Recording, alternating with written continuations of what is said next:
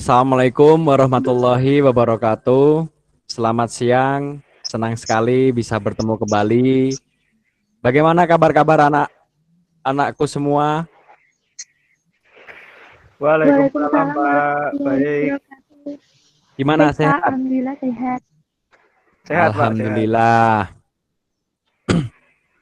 Baik, sebelum Alhamdulillah. kita mulai pembelajaran, mari kita berdoa terlebih dahulu sesuai dengan agama dan kepercayaan kita masing-masing. Berdoa mulai. Berdoa selesai. Eh, untuk anak-anakku semua yang belum melakukan presensi, diharapkan segera presensi melalui link Google Form yang saya kirim melalui WhatsApp. Karena presensi akan saya tutup sesuai dengan jadwal pembelajaran hari ini. Apakah udah pada ngisi semua presensinya? Sudah Pak. Sudah Pak. Baik. Oke.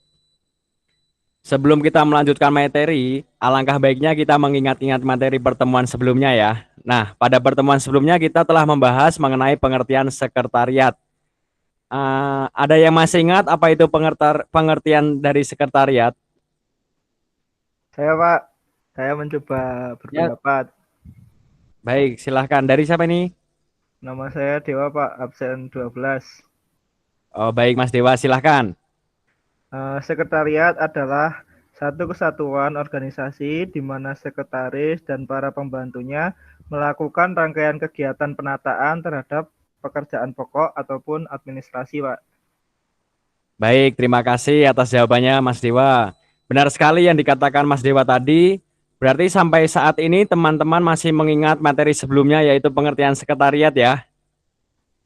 Alhamdulillah masih Masih Pak. Pak. Alhamdulillah. Oke, kalau begitu saya akan melanjutkan bahwa untuk pertemuan kali ini kita akan membahas mengenai pengertian sekretaris.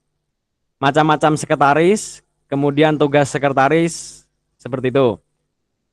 Sebelum itu saya akan membacakan tujuan pembelajaran pada hari ini. Yang pertama yaitu pengertian sekretaris, kemudian macam-macam sekretaris, tugas-tugas sekretaris. Yang pertama saya akan menjelaskan tentang pengertian sekretaris ya, yaitu menurut Saiman, sekretaris yaitu orang yang memiliki tugas mengenai kegiatan tulis-menulis, catat-mencatat untuk perkantoran atau perusahaan.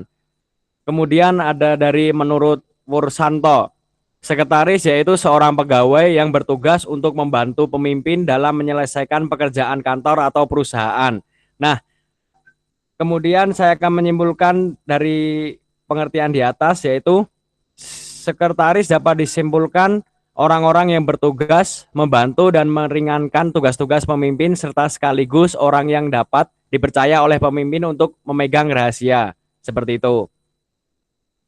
Kemudian yang kedua yaitu macam-macam sekretaris. Menurut Irak Cahrianti, macam-macam sekretaris berdasarkan kedudukan wewenang dapat dibedakan menjadi dua macam, yaitu yang pertama, sekretaris organisasi. Sekretaris umum adalah sekretaris yang berfungsi sebagai office manager karena secara formal menjalankan fungsi manajer. Kemudian sekretaris organisasi sering disebut eksekutif sekretari dan memiliki pegawai. Sebagai eksekutif sekretari harus paham tujuan-tujuan, prinsip, asas, serta organisasi dengan baik. Kemudian contohnya yaitu sekretaris dewan, sekretaris jenderal, dan lain-lain. Kemudian yang kedua ada sekretaris pribadi. Sekretaris pribadi adalah sekretaris yang hanya bekerja sebagai pembantu pemimpin dan sebagai mediator atau perantara pimpinan. Sekretaris pribadi bukanlah manajer dan tidak mempunyai anak buah. Seorang sekretaris pribadi harus selalu berusaha untuk mengenal sifat-sifat dan pribadi pimpinannya sendiri. Baik itu adat kebiasaannya, kemudian kegemaran atau hobinya, kelebihan, dan kekurangan pimpinan. Contohnya ya, contoh sekretaris pribadi yaitu sekretaris direktur, kemudian sekretaris rektor. Seperti itu.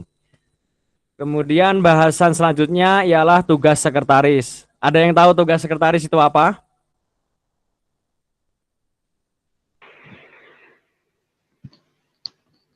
Membantu dan meringankan pekerjaan pimpinan, Pak.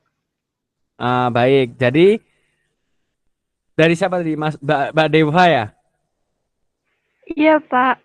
Ya, baik, baik, bagus sekali. Jadi tugas seorang sekretaris yaitu membantu pimpinan dalam melaksanakan pekerjaan-pekerjaan teknis.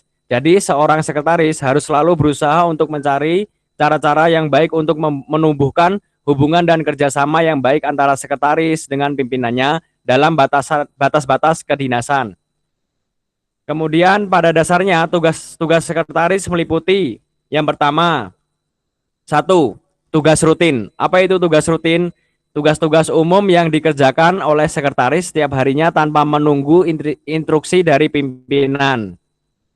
Kemudian yang kedua yaitu tugas khusus. Apa itu tugas khusus? Tugas ini tidak selalu setiap hari dilaksanakan, tetapi hanya dilaksanakan bila diperintahkan oleh pimpinan. Kemudian ada tugas-tugas istimewa, tugas yang menyangkut keperluan pimpinan. Kemudian tugas sosial, ada tugas keuangan. Apa itu tugas keuangan? Yaitu dalam hal ini sekretaris mengurusi keuangan yang dinamakan petty cash atau kas kecil. Kemudian ada tugas resepsionis.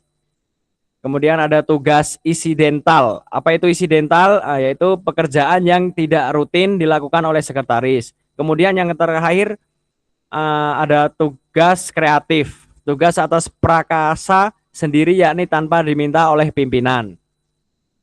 Seperti itu. Baik anak-anakku, itulah materi mengenai macam-macam sekretaris berdasarkan ruang lingkup dan tanggung jawabnya dan tugas sekretaris. Dari materi yang saya paparkan tadi, apakah ada pertanyaan? Saya Pak, saya izin bertanya.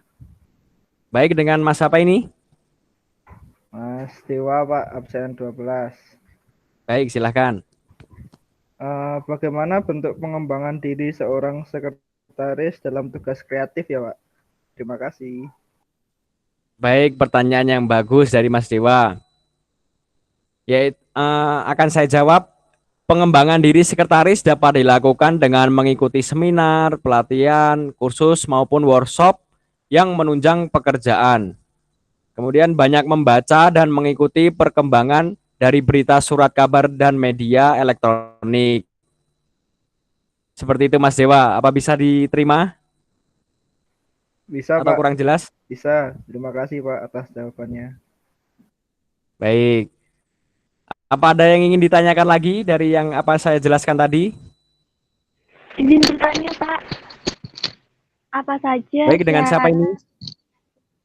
Dengan Deva, Pak, absen 45. Izin Oh, bertanya, baik, Mbak Deva, silakan. apa saja syarat menjadi seorang sekretaris yang profesional, Bapak? Terima kasih. Ya, baik. Bagus sekali pertanyaan dari Mbak Deva. Saya akan menjawab ya. Syarat menjadi seorang sekretaris yang profesional, yaitu yang pertama, syarat pendidikan dan pengetahuan pendidikan sekurang-kurangnya SMK. Kemudian mempunyai pengetahuan yang luas, misalnya pengetahuan mengenai organisasi dan manajemen perusahaan serta masalah dunia bisnis. Kemudian syarat keterampilan, mampu menguasai dan menggunakan bahasa Indonesia dengan baik dan benar. Mampu menguasai dan menggunakan minimal satu bahasa asing, terutama bahasa Inggris.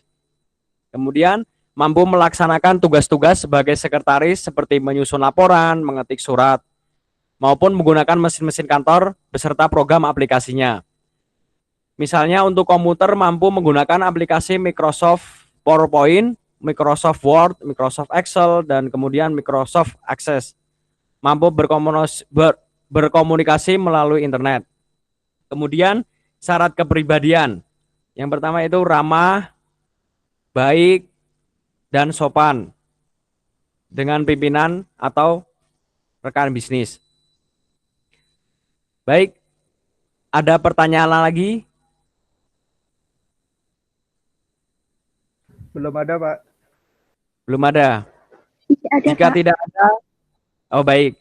Jika tidak ada, akan saya beri kesimpulan untuk apa yang telah saya jelaskan, yang yaitu kesimpulannya bahwa sekretaris merupakan tangan kanan pimpinan, pemegang rahasia terbaik dalam perusahaan. Sebagai beranda perusahaan sebagai penghubung pimpinan dengan pihak luar. Tugas sekretaris itu ada 8, tugas rutin sampai dengan tugas kreatif. Oke, seperti itu. Untuk pertemuan hari ini saya rasa cukup. Untuk pertemuan berikutnya kita akan membahas mengenai bagaimana menjadi sekretaris profesional. Mungkin sekian kegiatan pembelajaran pada siang hari ini. Selalu jaga kesehatan, selalu jaga jarak, selalu menggunakan masker, selalu mencuci tangan. Seperti itu. Apabila ada salah kata dari saya, mohon maaf yang sebesar-besarnya. Saya tutup dengan wassalamualaikum warahmatullahi wabarakatuh. Waalaikumsalam warahmatullahi wabarakatuh. Terima kasih, Pak. Waalaikumsalam Baik, warahmatullahi wabarakatuh. Terima kasih Bapak. ya.